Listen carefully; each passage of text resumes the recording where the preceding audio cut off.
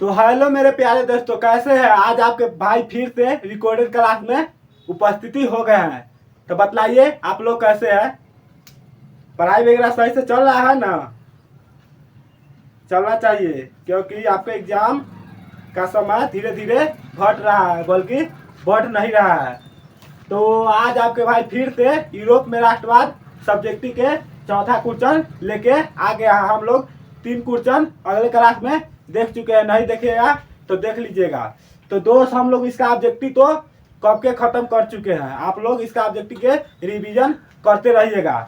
तो हम लोग आज चौथा क्वेश्चन देखेंगे और एकदम गर्दा मचाते हुए देखेंगे, क्या कि 10 टारगेट आपके भाई समझ चलिए यूट्यूब चैनल जुड़ गया था। आप लोग नहीं देखे हैं तो इस चैनल के बारे में अगर नहीं कुछ जानते हैं तो सब्सक्राइब वगैरह करते रहिए। तो आइए हम लोग चौथा क्वेश्चन देखते हैं एकदम अच्छे से और एकदम मजे से। तो देखो दोस्त, चौथा क्वेश्चन को समझने से पहले देखिए चौथा क्वेश्चन में क्या लिखा है, वियना संधि।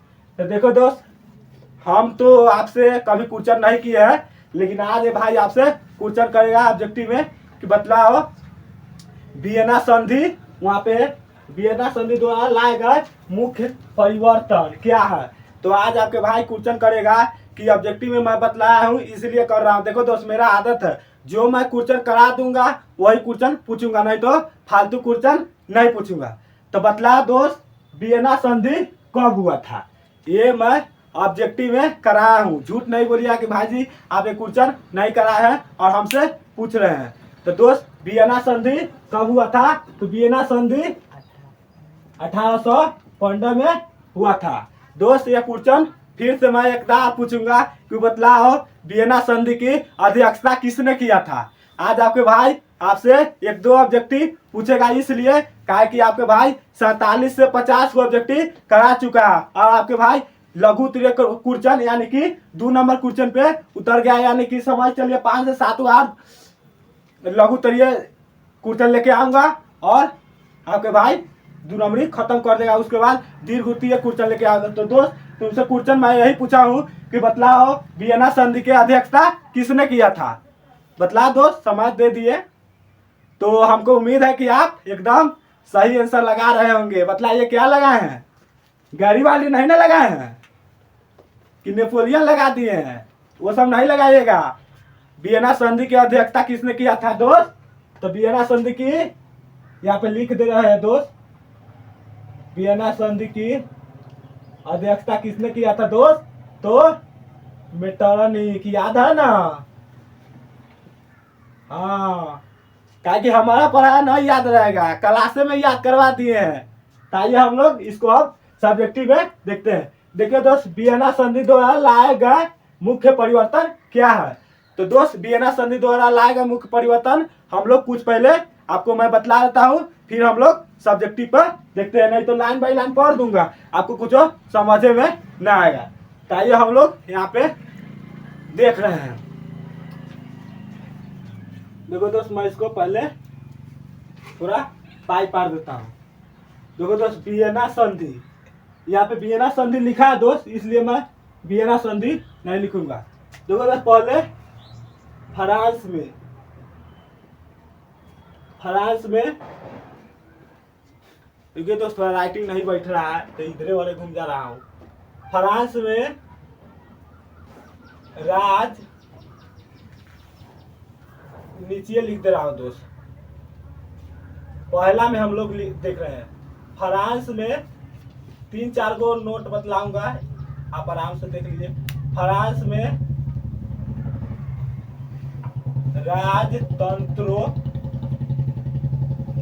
राजतंत्रों की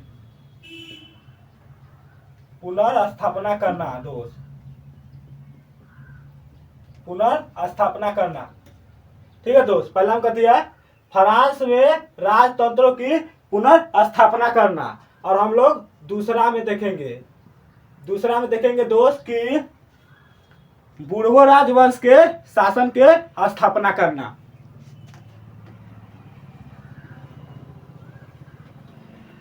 बुर्गो राजवंश के स्थापना करना। देखो दोस्त हम लोग तीसरा में देखेंगे। तीसरा में क्या देखेंगे? तीसरा में देखेंगे कि इडली के छोटे छोटे टुकड़ों में विभाजित करना। क्या देखेंगे? इडली के छोटे छोटे टुकड़ों में विभाजित करना।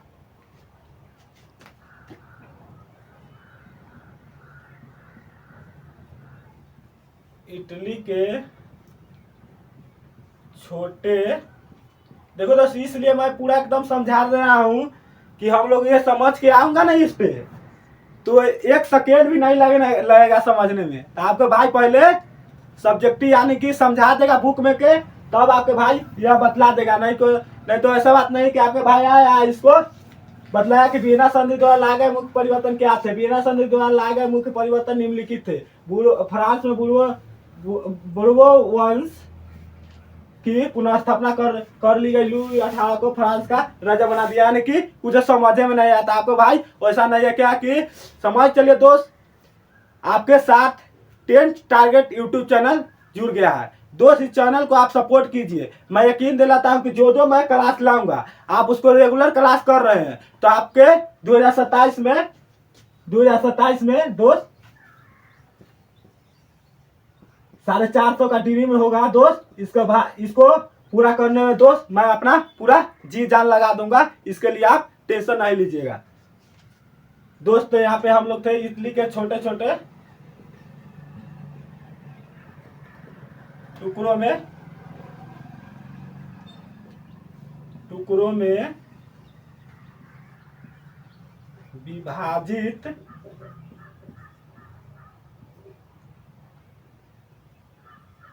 विभाजित करना।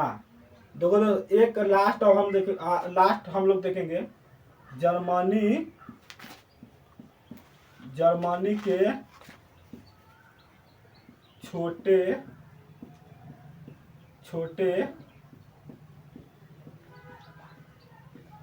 टुकड़ों में विभाजित करना।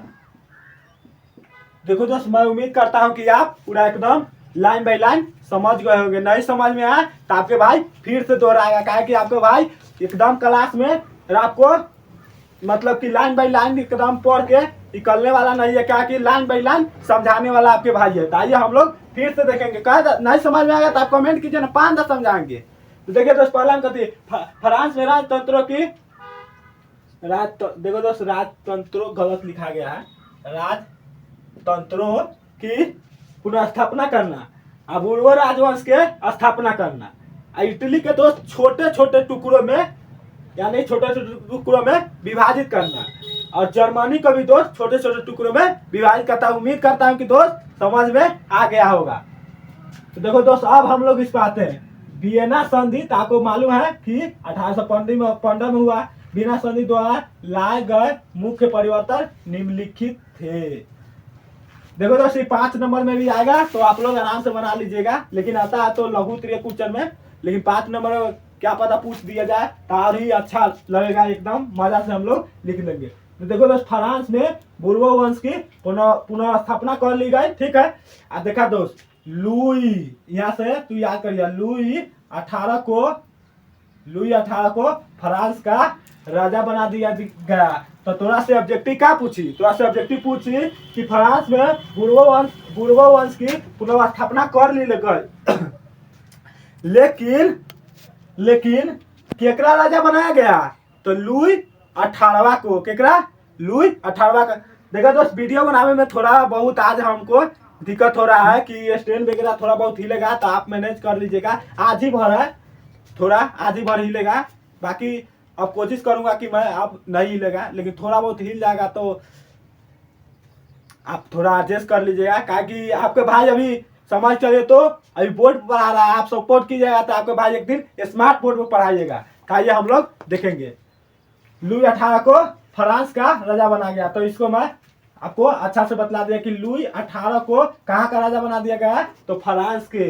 देखा दोस्त एकदम अच्छा से एकदम समझ में आ गए हो। तो पहला लाइन देखो का कि हम एकरा बतलावे से पहले दोस्त तोरा यहाँ बतला देले छियो कि बुढ़बो राजस्व की स्थापना करके। और दूसरा हम लोग देखे तनी दोस्त, दूसरा में लिखल है दोस्त कि इटली को मेटरनिक ने कई राज्यों में विभाजित कर दिया गया। यानी कि इटली को यहाँ पर समझ में नहीं आया तो इटली को मेटरनिक अभी 1 मिनट के लिए छोड़ दो, आपको कैसे ही समझ में आया। इटली को कई राज्यों में विभाजित कर दिया गया, यहाँ से तो पक्का आपको समझ में आ गया। यहाँ आपको नहीं समझ में आया कि इटली को मेटरनिक ने कई राज्यों में विभाजित कर दिया गया, ये नहीं समझ में आया होगा आपको। लेकिन ये ना आपको समझ में आ जाए कि इटली को कई राज्यों में विभाजित कर दिया गया, लेकिन कई राज्यों में विभाजित कर दिया, लेकिन कौन किया, ये क्वेश्चन आपसे ऑब्जेक्टिव में बन जाता। कौन किया, तो ये है दोस्त मेटरनिक। गैरिबाल्डी और नेपोलियन बोनापार्ट पर न चल रही है, ठीक है दोस्त। इटली को मेटरनिक के कई राज्यों में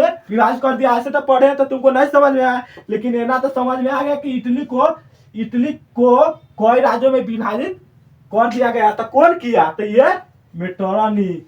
दोस्त आपके भाई एकदम हंसी खुशी से पढ़ाएगा कि आप लोग खाली चैनल को सपोर्ट करते रहिए बस। देखा दोस्त तीसरा में कथी लिखल हो, तीसरा में लिखल हो जर्मनी में 39 रियासत यानी भाग रियासत का संघ कायम रहा, जिस पर ऑस्ट्रेलिया का अधिकार स्थापित किया गया। देखा दोस्त यो हम पढ़ दिलियो तो थोड़ा तो समझ में आ लगे। तो देखा दोस्त लिखल हो जर्मनी में 39 भाग का संघ कायम में रहा, जिस पर एक बात दिया गया था, जिस पर ऑस्ट्रेलिया का अधिकार स्थापित किया गया।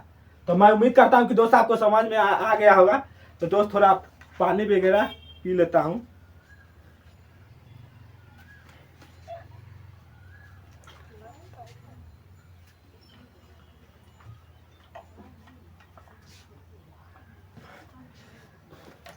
आपको भी अगर प्यास व्यास लगा होगा दोस्त तो पी लीजिएगा।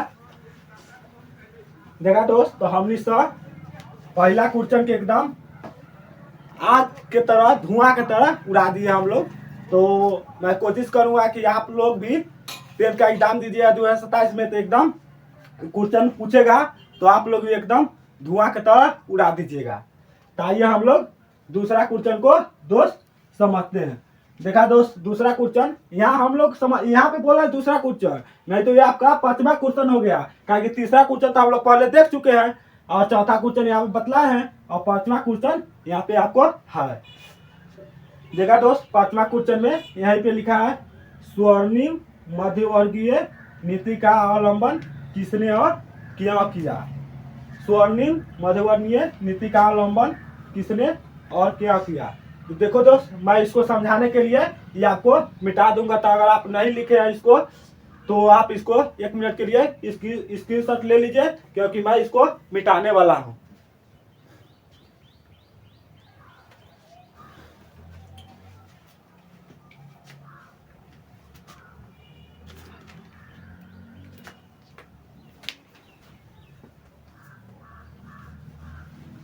दोस्त इसको स्क्रीनशॉट आप ले लिए होंगे, नहीं लिए होंगे तो थोड़ा पीछे जाके आप क्लास को थोड़ा पीछे कीजिएगा ना, तो आपको ये क्वेश्चन मिल जाएगा। तो आप अपना स्क्रीनशॉट लेके लिख लीजिएगा या आप सीधे नोट में लिख लीजिएगा।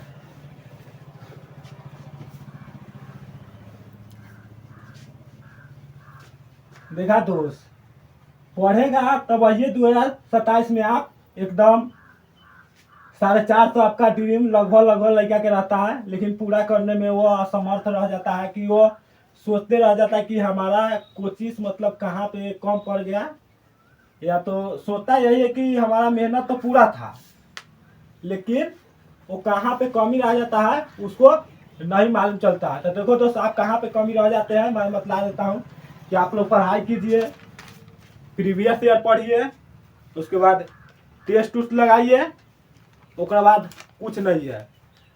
तो दोस्त हम लोग क्वेश्चन को समझ रहे हैं, तो देखो दोस्त क्वेश्चन के समझने से पहले हम लोग इसी के तरह तुमको मैं बतलाता हूँ कि केना क्वेश्चन 1 मिनट में हम लोग फिर से उड़ाएंगे। देखा दोस्तों तो स्वर्णिम मध्यवर्गीय नीति का अवलंबन किसने और क्यों किया।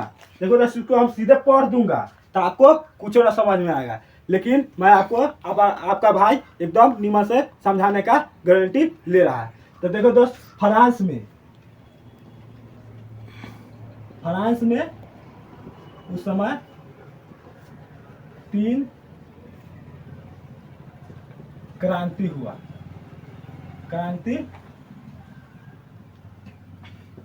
हुआ 3 क्रांति हुआ दोस्त। कितना क्रांति? 3। तीनों को हम लोग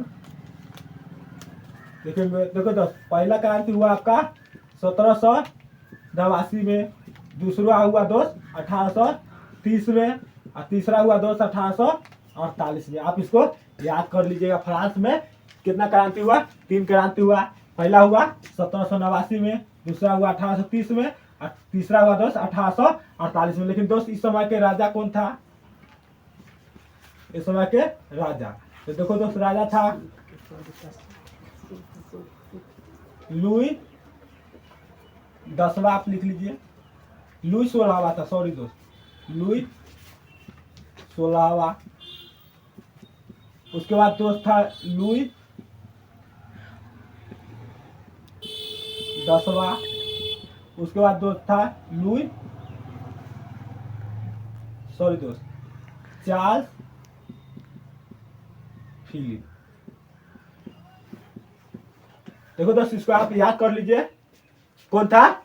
चार्ल्स फिलिप। देखो दोस्त, अब हम लोग देखेंगे, दो तीसरा हम लोग थोड़ा गलत कर गया। शायद तीसरा में था लुई फिलिप। तीसरा में दोस्त था लुई फिलिप।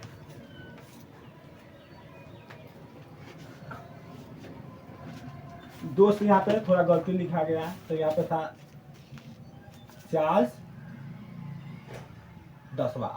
अब सही हो गया होगा दोस्त। आप हम उम्मीद कर रहे हैं कि अब सही हो गया होगा। नहीं हुआ है तो आप देख सकते हैं। 1789 में शायद लुई 16वें था, और 1830 में चार्ल्स 10वां था, और 1848 में लुई फिलिप था।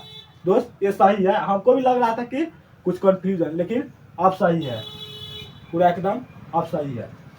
तो देखो दोस्त, तो लुई फिलिप था ना दोस्त, लुई फिलिप था दोस्त। ये उदारवादी व्यक्ति था। लुई फिलिप दोस्त कैसा व्यक्ति था? उदारवादी व्यक्ति था। और लुई फिलिप ने अपना प्रधानमंत्री दोस्त, लुई फिलिप ने अपना प्रधानमंत्री गीजो को नियुक्त किया दोस्त। किसको नियुक्त किया? गीजो के। दोस्त आपका क्वेश्चन यहाँ से आपका बन सकता है कि फ्रांस में 3 क्रांति हुआ, कब कब हुआ? पहला 1789 में, दूसरा हुआ 1830 में, तीसरा हुआ 1848 में। उस समय का दोस्त राजा, तो 1789 के जो राजा थे, जो फ्रांस में 3 क्रांति हुआ, उस समय जो राजा थे लुई 16वां। उसके बाद 1830 में चार्ल्स 10वां। उसके बाद 1848 में लुई फिलिप। मैं उम्मीद करता हूँ कि यहाँ तक आपको समझ में आया होगा। अभी हम लोग और थोड़ा बहुत देखेंगे, उसके बाद हम लोग इसको 1 सेकेंड में हम लोग उड़ा देंगे। तो देखो दोस्त, लुई फिलिप कैसा व्यक्ति था? तो उदारवादी व्यक्ति था। इसने अपना प्रधानमंत्री किसको नियुक्त किया? तो दोस्त गीजो को नियुक्त किया।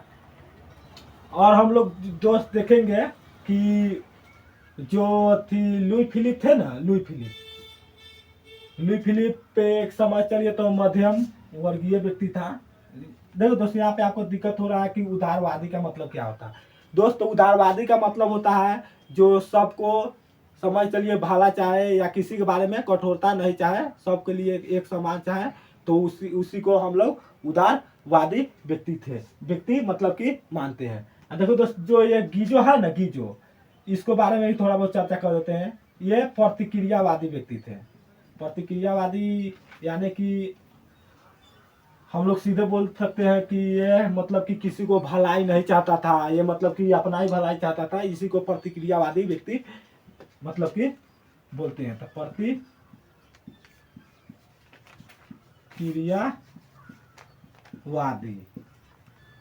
प्रतिक्रियावादी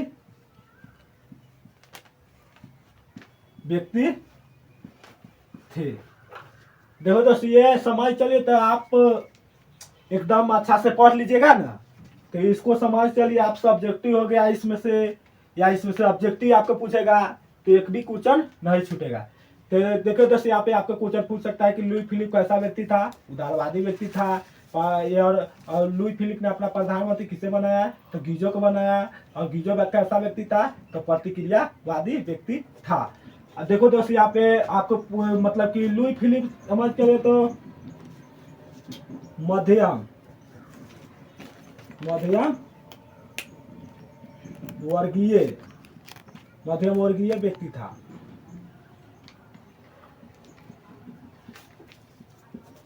ये मतलब कि यह सबको अपना जो मानते थे उसको भी साथ लेके चलते थे, और जो नहीं मानते थे उसको भी साथ लेके चलते थे। लेकिन जो ये गीजो था ना, ये बहुत ही प्रतिक्रियावादी व्यक्ति था, यानी कि बहुत ही कठोरतम व्यक्ति था। तो आराम से आपको सब्जेक्टिव भी पूछेगा तो यहाँ पे लिखा हुआ है, वो मैं इसलिए समझा दिया हूँ कि आपको ये पढ़ने में दिक्कत नहीं होगा। नहीं तो आप कमेंट में बाद में कहिएगा कि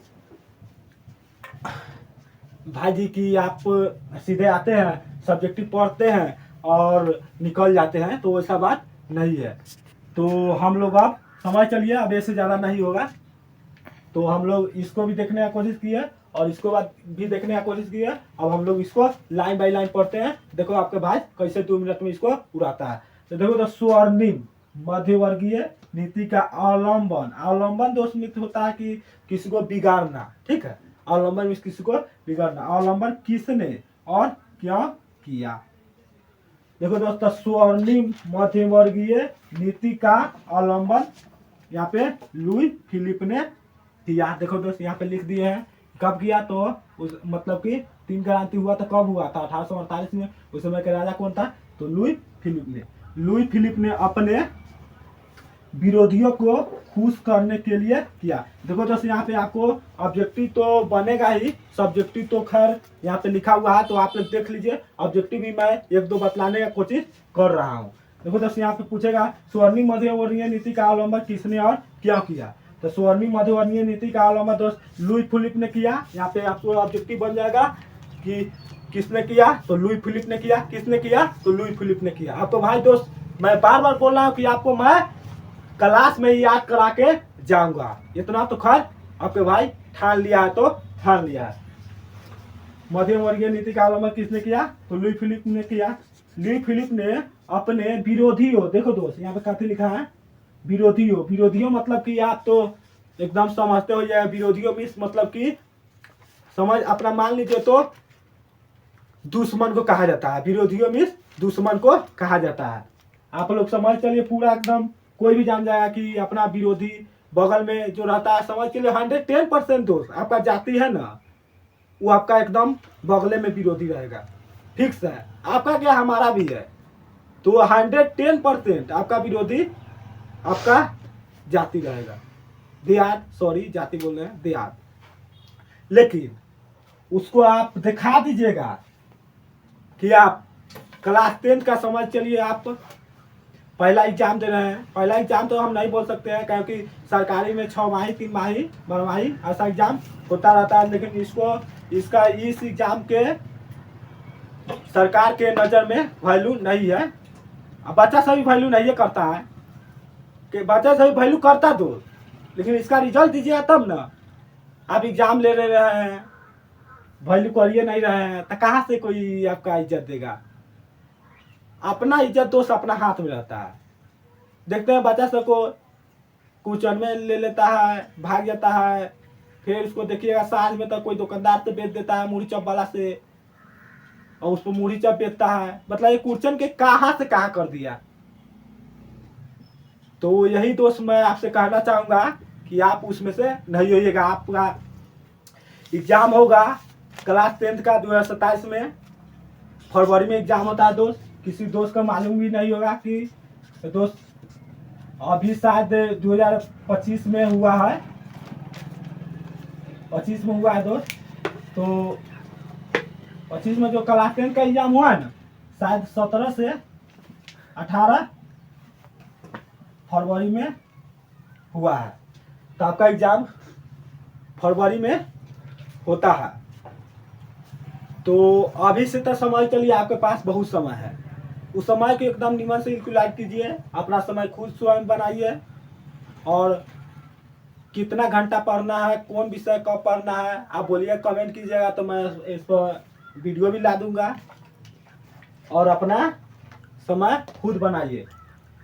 देखो दोस्त, एग्जाम तो आपका 17 से 18 फरवरी में हो जाता है। देखो दोस्त, पहले हम लोग थोड़ा बहुत बात करेंगे, इसको एक दो लाइन आप देख लेते हैं। तो मध्यवर्गीय नीति का अवलंबन कौन किया था? तो लुई फिलिप ने अपने विरोधियों को खुश, देखो दोस्त, विरोधियों को कभी लिखा है खुश। अब आपको मैं क्या बोल रहा हूं कि आप 450 लाइएगा, आपका ड्रीम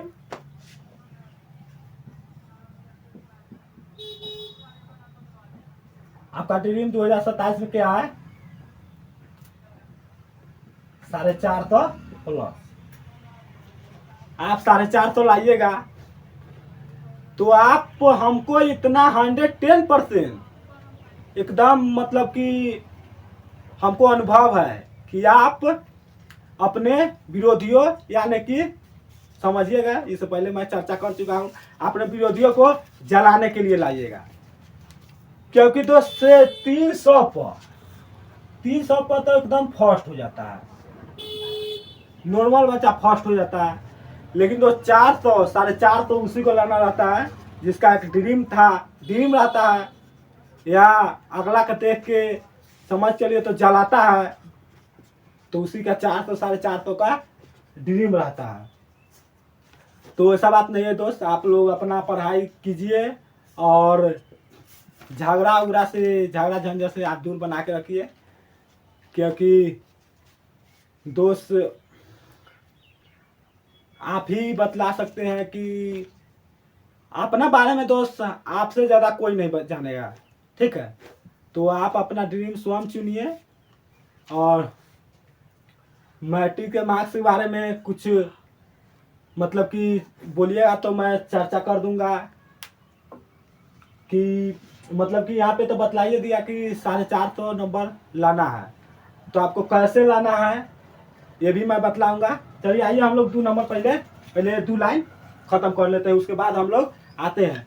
दोस्त हम अगले क्लास में भी बोले थे कि दोस्त अगर कन्फ्यूजन का क्लास लाया जाए तो 2 घंटा भी कम है, लेकिन आपके भाई क्लास नहीं लाएगा, लेकिन आपके भाई लाइव में आएगा, कब आएगा और कितना देर लाइव रहेगा और क्या क्या बात करेगा, आपके भाई क्लास में एकदम थंबनेल पर पूरा एकदम लिख दिया जाएगा।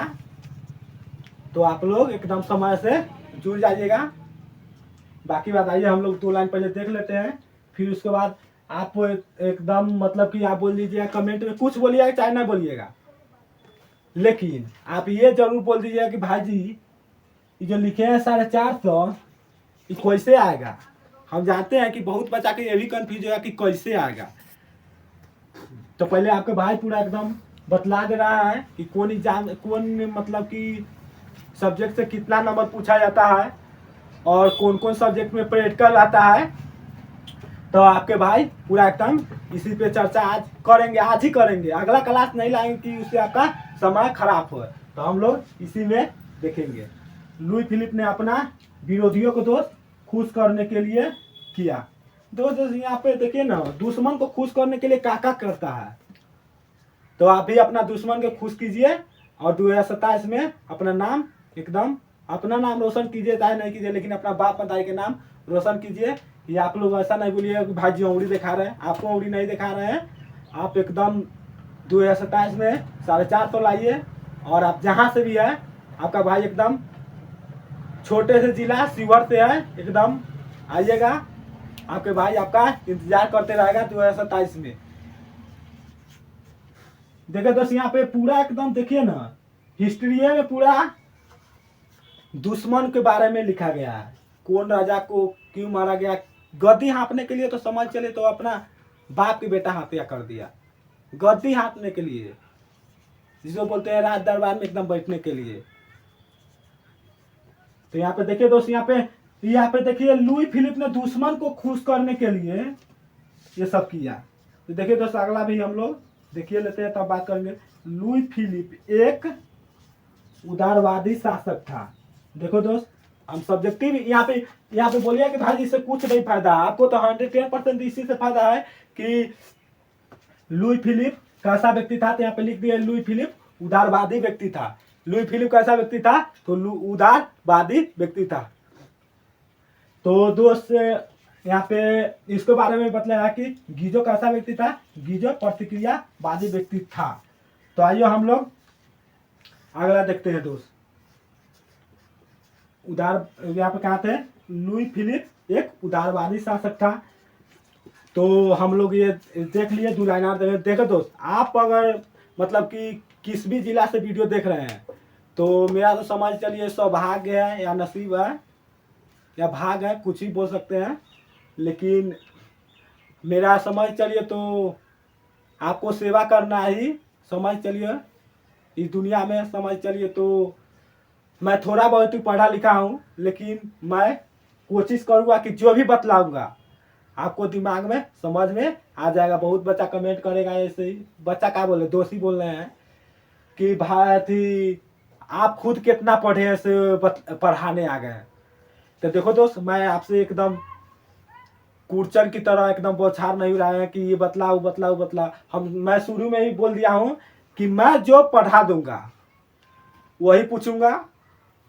और ये सबसे भारी बात बोलने जा रहा है जो एकदम एग्जामिनर की दृष्टि से, कि मैं जो पढ़ा दूंगा वही आपसे पूछूंगा और मैं जो बोर्ड पर लिखूंगा वही आएगा। नहीं आएगा 2027 में आके कमेंट में जो मन तो लिख दीजिएगा। आपके भाई एकदम चैलेंज दे रहा है क्या है कि आप एग्जाम देके आए, जो भी सब्जेक्ट की एग्जाम देके आए उस सब्जेक्ट में आपका भाई लाइव आएगा। कुर्चन एकदम दिखाया कि देखो टक रहा है कि नहीं टक रहा है। तो आपके भाई से आप मतलब कि कमेंट में ये सब नहीं पूछिएगा कि कितना तक पढ़े हैं। देखो दोस्त, मैं तो एकदम जान रहा हूँ कि मैं जहिया लाइव आऊंगा सबसे पहले आपका डाउट रहेगा कि भाई जी आपका टेंथ में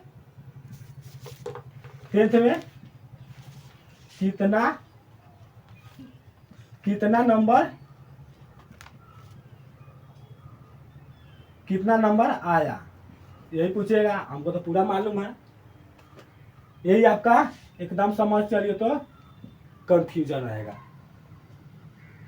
तो देखो दोस्तों, वहाँ पे मैं आपका नंबर भी दिखाऊंगा और आपके भाई पूरा एकदम जितना देर भाई से बात करना होगा एकदम बात कीजिएगा।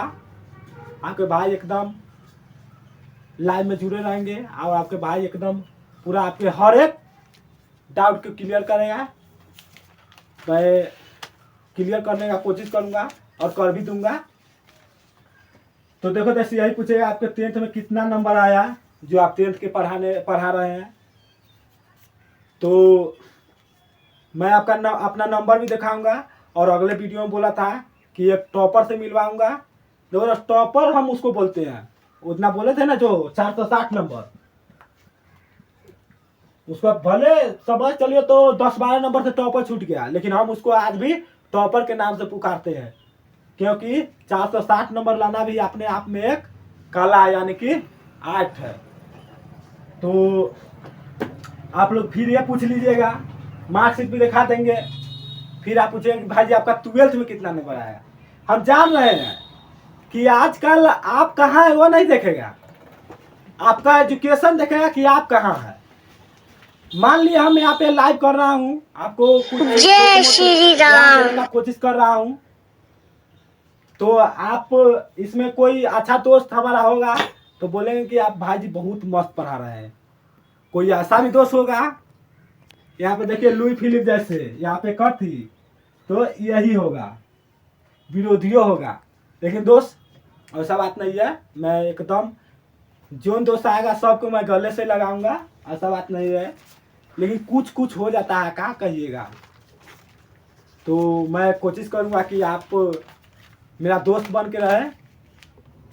देखो दोस्त, मैं ये नहीं बोला कि मैं बड़का एकदम बीकॉम पीजी वगैरह करके आया हूँ यहाँ पे।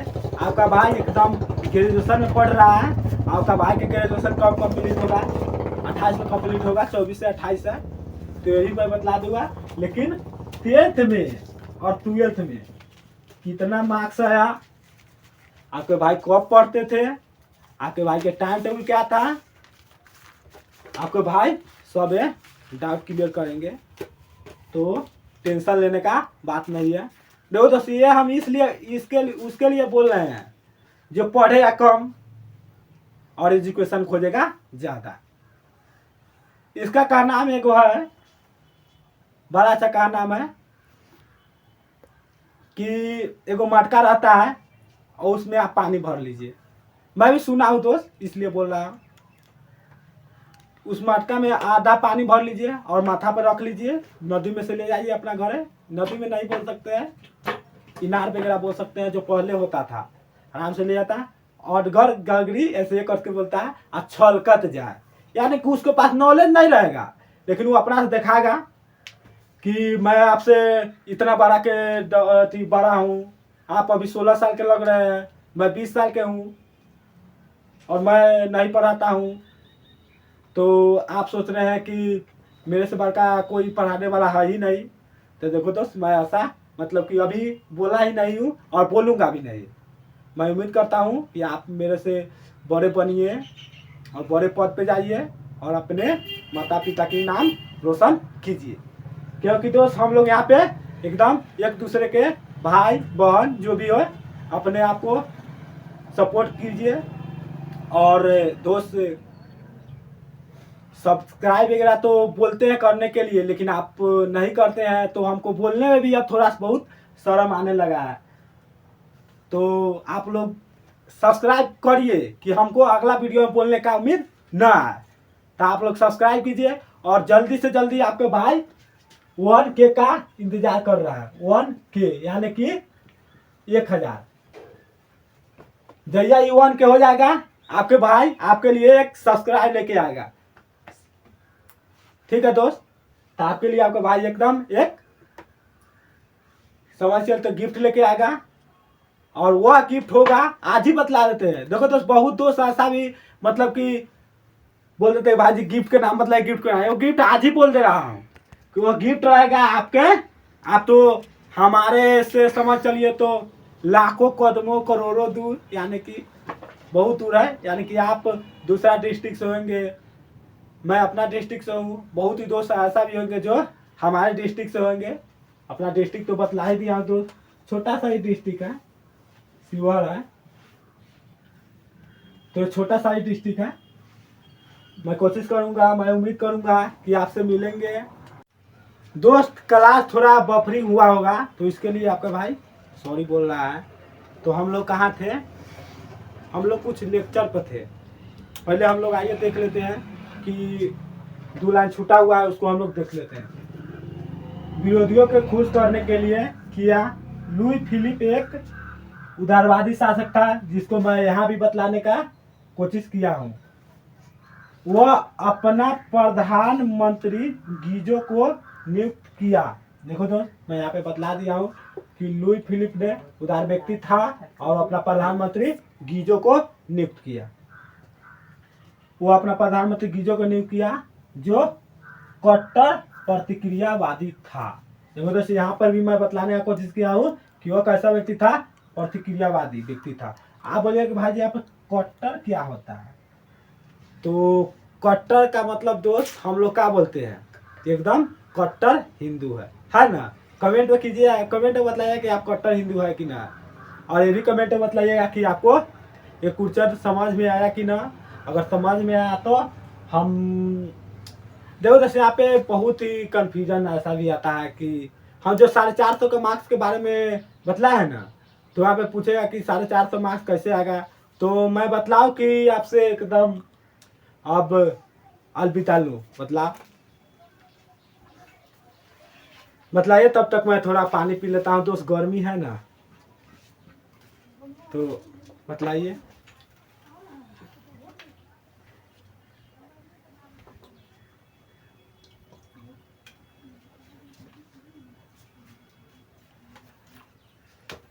बतला दो दोस्त, क्योंकि अगला क्लास लाऊंगा तो उसमें भी आपका 5 मिनट समय लगेगा। क्यों नहीं इसी क्लास में बतला दूँ और उसको निपटा दूँ, तो मैं इसी क्लास में बतला दे रहा हूँ।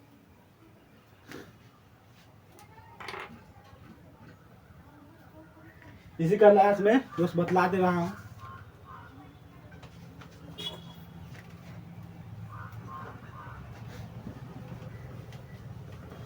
क्योंकि आपका डाउट हर एक क्लास में यही रहेगा कि भाई जी 4.5 तो आप बोल दिए हैं लेकिन आएगा कैसे, ये आपका डाउट नहीं है। ये हर साल 26 लाख 27 लाख लड़का देता है ना एग्जाम, उस सब का नहीं बोल रहा हूँ, क्या कि उसमें से तो हर साल फिक्स है कि 10-12 गो टॉपर में नाम आइए आता है, लेकिन 10-12 गो छोड़ दिया जाए तो सब तो डाउटे में कि भाई जी 4.5 तो कैसे आएगा। तो मैं बतलाने का कोशिश कर रहा हूँ, आप एकदम अच्छे से देखिए। देखो दोस्त, ये सब बतला दिया हूँ कि आप ये नहीं बोलिए कि भाई जी ये नहीं मिटाए हैं, इसको बतलाइए का, तो पूरा एकदम अच्छे से समझा दिया हूँ। देखो दोस्त, हम यहाँ पे क्या लिख रहे हैं, जय श्री राम। 4.5 तो अपना जो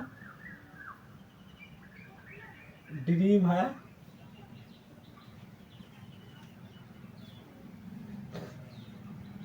दो 2027 का दोस्त,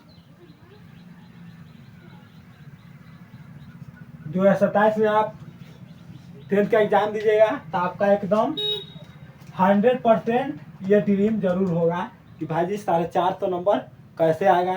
तो पहले हम लोग जानेंगे कि किस सब्जेक्ट से कितना नंबर पूछा जाता है। तो हम लोग पहले देख लेते हैं हिंदी के बारे में, उसके बाद आपका मैथ ले लीजिए, उसके बाद आपका समझ चलिए तो संस्कृत ले लीजिए, और दो साइंस ले लीजिए,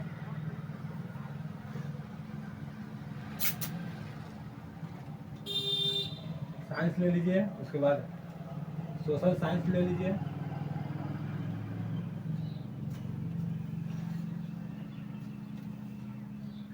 सोशल साइंस। देखिए दोस्त, 1 2 3 4 5 यही आपका सब्जेक्ट हो गया जो बिहार बोर्ड क्लास 10th में पूछा जाता है, यही आपका सब्जेक्ट का एग्जाम होगा। अब बोलिए कि भाई जी किस सब्जेक्ट से कितना नंबर पूछा जाता है, तो आपके भाई यही पूरा एकदम बतला देंगे कि किस सब्जेक्ट से कितना नंबर। तो यहाँ पे लिख देते हैं कि मार्क्स। हिंदी में देखो दोस्त, यहाँ पे मार्क्स पहले हम लोग अपने लिखते हैं। मार्क्स तो यहाँ पे आपको लिख देते हैं कि 500 मार्क्स का आपका दोस्त एग्जाम होता है। पूरा डाउट ही दोस्त क्लियर कर दूंगा कि आपका कौन कौन सब्जेक्ट का एग्जाम होता है, कितना कितना नंबर का एग्जाम होता है, और किस सब्जेक्ट में प्रैक्टिकल रहता है, किस सब्जेक्ट में नहीं रहता है, और प्रैक्टिकल रहता है तो कितना नंबर का रहता है। आपके भाई पूरा डाउट क्लियर कर देंगे। तो दोस्त यहाँ पे लिख रहे हैं ऑब्जेक्टिव, ऑब्जेक्टिव, और यहाँ पे दोस्त लिख रहे हैं सब्जेक्टिव। दोस्त हिंदी में 50 नंबर का ऑब्जेक्टिव पूछा जाता है दोस्त, और 50 नंबर के सब्जेक्टिव पूछा जाता है। दोस्त मैथ में भी 50 नंबर का ऑब्जेक्टिव पूछा जाता है और 50 नंबर का सब्जेक्टिव पूछा जाता है। दोस्त संस्कृत में भी 50 नंबर का ऑब्जेक्टिव पूछा जाएगा और 50 नंबर का सब्जेक्टिव पूछा जाएगा दोस्त। और दोस्त साइंस में आपका हो गया 40 नंबर का ऑब्जेक्टिव पूछा जाता है और 40 नंबर का सब्जेक्टिव पूछा जाता है। दोस्त सोशल साइंस में भी 40 नंबर का ऑब्जेक्टिव पूछा जाता है और 40 नंबर का सब्जेक्टिव पूछा जाता है। मैं उम्मीद करूंगा कि आपको ये समझ में आया होगा, और दोस्त बतला दूंगा तो आप अंतिम में आप इसका स्क्रीनशॉट ले लीजिएगा। आप जब भी कंफ्यूज होइएगा तो आप अपना देख लीजिएगा। आप बोलिए, आप तो यहाँ पे जरूर कंफ्यूज है कि भाई जी हिंदी में 50 नंबर का ऑब्जेक्टिव है और 50 नंबर का सब्जेक्टिव है, मैथ में भी 50 नंबर का ऑब्जेक्टिव है, 50 नंबर का सब्जेक्टिव है। अब बोलिए भाई जी संस्कृत में भी 50 नंबर का ऑब्जेक्टिव है और 50 नंबर का सब्जेक्टिव है। लेकिन साइंस में और सोशल थोड़ा बफरिंग हुआ होगा, तो इसके लिए आपका भाई सॉरी बोल रहा है। तो हम लोग कहाँ थे, हम लोग कुछ लेक्चर पर थे। पहले हम लोग आइए देख लेते हैं कि 2 लाइन छूटा हुआ है, उसको हम लोग देख लेते हैं। विरोधियों को खुश करने के लिए किया। लुई फिलिप एक उदारवादी शासक था, जिसको मैं यहाँ भी बतलाने का कोशिश किया हूँ। वह अपना प्रधानमंत्री गीजो को नियुक्त किया। देखो दोस्त, मैं यहाँ पे बतला दिया हूँ कि लुई फिलिप ने उदार व्यक्ति था और अपना प्रधानमंत्री गीजो को नियुक्त किया। वो अपना प्रधानमंत्री गीजो को नियुक्त किया, जो कट्टर प्रतिक्रियावादी था। देखो दोस्त, यहाँ पर भी मैं बतलाने का कोशिश किया हूँ कि वो कैसा व्यक्ति था, प्रतिक्रियावादी व्यक्ति था। आप बोलिए कि भाई यहाँ पर कट्टर क्या होता है, तो कट्टर का मतलब दोस्त हम लोग क्या बोलते हैं, एकदम कट्टर हिंदू है ना। कमेंट में कीजिए, कमेंट में बताइए कि आप कट्टर हिंदू है कि ना, और ये भी कमेंट में बताइएगा कि आपको ये कुर्चर समझ में आया कि ना। अगर समझ में आया तो हम देखो, जैसे यहाँ पे बहुत ही कंफ्यूजन ऐसा भी आता है कि हम जो 450 के मार्क्स के बारे में बतला है ना, तो यहाँ पे पूछेगा कि 450 मार्क्स कैसे आएगा। तो मैं बतलाऊँ कि आपसे एकदम अब अलविदा लूँ, बतलाइए। तब तक मैं थोड़ा पानी पी लेता हूँ दोस्त, गर्मी है ना, तो बतलाइए।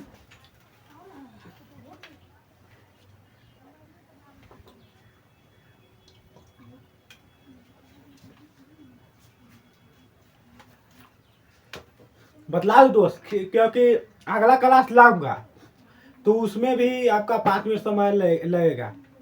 क्यों नहीं इसी क्लास में बतला दूँ और उसको निपटा दूँ। तो मैं इसी क्लास में बतला दे रहा हूँ।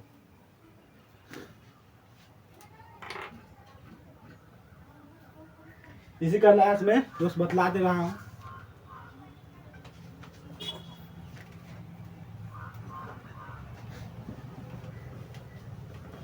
क्योंकि आपका डाउट हर एक क्लास में यही रहेगा कि भाई जी 4.5 तो आप बोल दिए हैं, लेकिन आएगा कैसे, ये आपका डाउट नहीं है।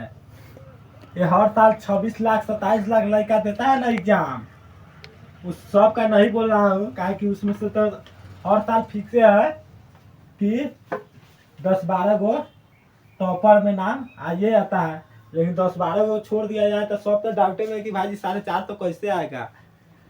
तो मैं बतलाने का कोशिश कर रहा हूँ, आप एकदम अच्छे से देखिए। देखो दोस्त, ये सब बतला दिया हूँ कि आप ये नहीं बोलिए कि भाई जी ये नहीं मिटाए हैं, इसको बतलाइए का, तो पूरा एकदम अच्छे से समझा दिया हूँ। देखो दोस्त, हम यहाँ पे क्या लिख रहे हैं, जय श्री राम। 4.5 तो अपना जो ड्रीम है,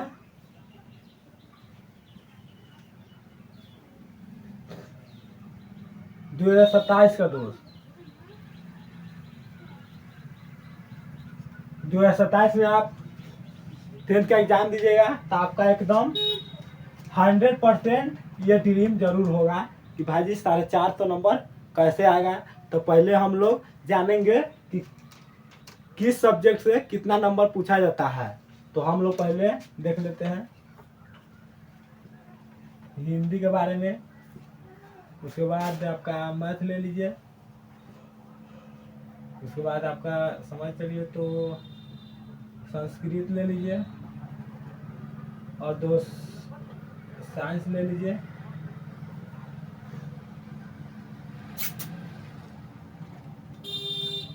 साइंस ले लीजिए, उसके बाद सोशल साइंस ले लीजिए,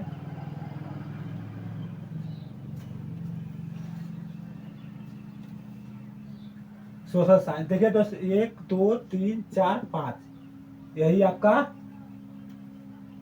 सब्जेक्ट हो गया जो बिहार बोर्ड क्लास 10th में पूछा जाता है। यही आपका सब्जेक्ट का एग्जाम होगा। अब बोलिए कि भाई जी किस सब्जेक्ट से कितना नंबर पूछा जाता है, तो आपके भाई यही पूरा एकदम बतला देंगे कि किस सब्जेक्ट से कितना नंबर। तो यहाँ पे लिख देते हैं कि मार्क्स। हिंदी में देखो दोस्त, यहाँ पे मार्क्स पहले हम लोग ले लिखते हैं। मार्क्स तो यहाँ पे आपको लिख देते हैं कि 500 मार्क्स का आपका दोस्त एग्जाम होता है। पूरा डाउट ही दोस्त क्लियर कर दूंगा कि आपका कौन कौन सब्जेक्ट का एग्जाम होता है, कितना कितना नंबर का एग्जाम होता है, और किस सब्जेक्ट में प्रैक्टिकल रहता है, किस सब्जेक्ट में नहीं रहता है, और प्रैक्टिकल रहता है तो कितना नंबर का रहता है। आपके भाई पूरा डाउट क्लियर कर देंगे। तो दोस्त यहाँ पे लिख रहे हैं ऑब्जेक्टिव, ऑब्जेक्टिव, और यहाँ पे दोस्त लिख रहे हैं सब्जेक्टिव। दोस्त हिंदी में 50 नंबर का ऑब्जेक्टिव पूछा जाता है दोस्त, और 50 नंबर के सब्जेक्टिव पूछा जाता है। दोस्त मैथ में भी 50 नंबर का ऑब्जेक्टिव पूछा जाता है और 50 नंबर का सब्जेक्टिव पूछा जाता है। दोस्त संस्कृत में भी 50 नंबर का ऑब्जेक्टिव पूछा जाएगा और 50 नंबर का सब्जेक्टिव पूछा जाएगा दोस्त। और दोस्त साइंस में आपका हो गया 40 नंबर का ऑब्जेक्टिव पूछा जाता है और 40 नंबर का सब्जेक्टिव पूछा जाता है। दोस्त सोशल साइंस में भी 40 नंबर का ऑब्जेक्टिव पूछा जाता है और 40 नंबर का सब्जेक्टिव पूछा जाता है। मैं उम्मीद करूंगा कि आपको ये समझ में आया होगा, और दोस्त बतला दूंगा तो आप अंतिम में आप इसका स्क्रीनशॉट ले लीजिएगा। आप जब भी कंफ्यूज होइएगा तो आप अपना देख लीजिएगा। आप बोलिए, आप तो यहाँ पे जरूर कंफ्यूज है कि भाई हिंदी में 50 नंबर का ऑब्जेक्टिव है और 50 नंबर का सब्जेक्टिव है, मैथ में भी 50 नंबर का ऑब्जेक्टिव है, 50 नंबर का सब्जेक्टिव है। अब बोलिए भाई संस्कृत में भी 50 नंबर का ऑब्जेक्टिव है और 50 नंबर का सब्जेक्टिव है, लेकिन साइंस में और कुछ लेक्चर पर थे। पहले हम लोग आइए देख लेते हैं कि 2 लाइन छूटा हुआ है, उसको हम लोग देख लेते हैं। विरोधियों को खुश करने के लिए किया। लुई फिलिप एक उदारवादी शासक था, जिसको मैं यहाँ भी बतलाने का कोशिश किया हूँ। वह अपना प्रधानमंत्री गीजो को नियुक्त किया। देखो दोस्त, मैं यहाँ पे बतला दिया हूँ कि लुई फिलिप ने उदार व्यक्ति था और अपना प्रधानमंत्री गीजो को नियुक्त किया। वो अपना प्रधानमंत्री गीजो को नियुक्त किया जो कट्टर प्रतिक्रियावादी था। देखो दोस्त, यहाँ पर भी मैं बतलाने का कोशिश किया हूँ कि वो कैसा व्यक्ति था, प्रतिक्रियावादी व्यक्ति था। आप बोलिए कि भाई यहाँ पर कट्टर क्या होता है, तो कट्टर का मतलब दोस्त हम लोग क्या बोलते हैं, एकदम कट्टर हिंदू है ना। कमेंट में कीजिए, कमेंट में बताइए कि आप कट्टर हिंदू है कि ना, और ये भी कमेंट में बताइएगा कि आपको ये कुछ समझ में आया कि ना। अगर समझ में आया तो हम देखो दोस्त, यहाँ पे बहुत ही कंफ्यूजन ऐसा भी आता है कि हम जो 450 के मार्क्स के बारे में बतलाया है ना, तो वहाँ पे पूछेगा कि 450 मार्क्स कैसे आएगा। तो मैं बतलाऊँ कि आपसे एकदम अब अलविदा लूँ, बतलाइए। तब तक मैं थोड़ा पानी पी लेता हूँ दोस्त, गर्मी है ना, तो बतलाइए।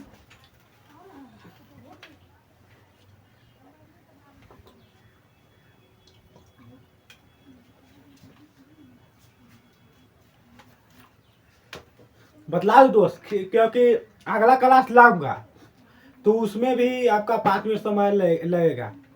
क्यों नहीं इसी क्लास में बतला दूँ और उसको निपटा दूँ। तो मैं इसी क्लास में बतला दे रहा हूँ।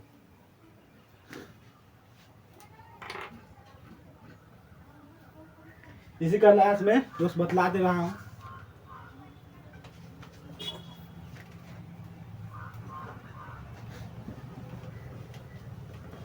क्योंकि आपका डाउट हर एक क्लास में यही रहेगा कि भाई जी 4.5 तो आप बोल दिए हैं, लेकिन आएगा कैसे, ये आपका डाउट नहीं है।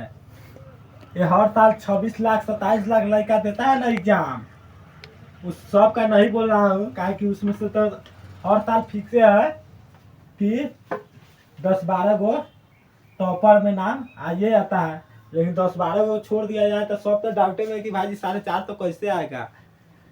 तो मैं बतलाने का कोशिश कर रहा हूँ, आप एकदम अच्छे से देखिए। देखो दोस्त, ये सब बतला दिया हूँ कि आप ये नहीं बोलिए कि भाई जी ये नहीं मिटाए हैं, इसको बतलाइए का, तो पूरा एकदम अच्छे से समझा दिया हूँ। देखो दोस्त, हम यहाँ पे क्या लिख रहे हैं, जय श्री राम। 450 अपना जो ड्रीम है,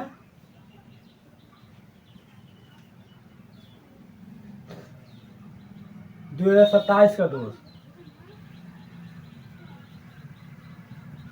2027 में आप 10th का एग्जाम दीजिएगा तो आपका एकदम 100% ये ड्रीम जरूर होगा कि भाई जी 450 नंबर कैसे आएगा। तो पहले हम लोग जानेंगे कि किस सब्जेक्ट से कितना नंबर पूछा जाता है। तो हम लोग पहले देख लेते हैं हिंदी के बारे में, उसके बाद आपका मैथ ले लीजिए, उसके बाद आपका समझ चलिए तो संस्कृत ले लीजिए, और दो साइंस ले लीजिए,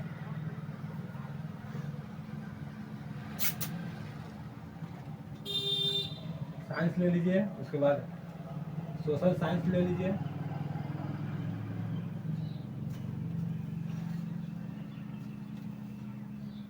सोशल साइंस। देखिए दोस्त, 1 2 3 4 5 यही आपका सब्जेक्ट हो गया जो बिहार बोर्ड क्लास 10th में पूछा जाता है। यही आपका सब्जेक्ट का एग्जाम होगा। अब बोलिए कि भाई जी किस सब्जेक्ट से कितना नंबर पूछा जाता है, तो आपके भाई यही पूरा एकदम बतला देंगे कि किस सब्जेक्ट से कितना नंबर। तो यहाँ पे लिख देते हैं कि मार्क्स। हिंदी में देखो दोस्त, यहाँ पे मार्क्स पहले हम लोग इसलिए लिखते हैं मार्क्स, तो यहाँ पे आपको लिख देते हैं कि 500 मार्क्स का आपका दोस्त एग्जाम होता है। पूरा डाउट ही दोस्त क्लियर कर दूंगा कि आपका कौन कौन सब्जेक्ट का एग्जाम होता है, कितना कितना नंबर का एग्जाम होता है, और किस सब्जेक्ट में प्रैक्टिकल रहता है, किस सब्जेक्ट में नहीं रहता है, और प्रैक्टिकल रहता है तो कितना नंबर का रहता है। आपके भाई पूरा डाउट क्लियर कर देंगे। तो दोस्त यहाँ पे लिख रहे हैं ऑब्जेक्टिव, ऑब्जेक्टिव, और यहाँ पे दोस्त लिख रहे हैं सब्जेक्टिव। दोस्त हिंदी में 50 नंबर का ऑब्जेक्टिव पूछा जाता है दोस्त, और 50 नंबर के सब्जेक्टिव पूछा जाता है। दोस्त मैथ में भी 50 नंबर का ऑब्जेक्टिव पूछा जाता है और 50 नंबर का सब्जेक्टिव पूछा जाता है। दोस्त संस्कृत में भी 50 नंबर का ऑब्जेक्टिव पूछा जाएगा और 50 नंबर का सब्जेक्टिव पूछा जाएगा दोस्त। और दोस्त साइंस में आपका हो गया 40 नंबर का ऑब्जेक्टिव पूछा जाता है और 40 नंबर का सब्जेक्टिव पूछा जाता है। दोस्त सोशल साइंस में भी 40 नंबर का ऑब्जेक्टिव पूछा जाता है और 40 नंबर का सब्जेक्टिव पूछा जाता है। मैं उम्मीद करूंगा कि आपको ये समझ में आया होगा, और दोस्त बतला दूंगा तो आप अंतिम में आप इसका स्क्रीनशॉट ले लीजिएगा। आप जब भी कंफ्यूज होइएगा तो आप अपना देख लीजिएगा। आप बोलिए, आप तो यहाँ पे जरूर कंफ्यूज है कि भाई जी हिंदी में 50 नंबर का ऑब्जेक्टिव है और 50 नंबर का सब्जेक्टिव है, मैथ में भी 50 नंबर का ऑब्जेक्टिव है, 50 नंबर का सब्जेक्टिव है।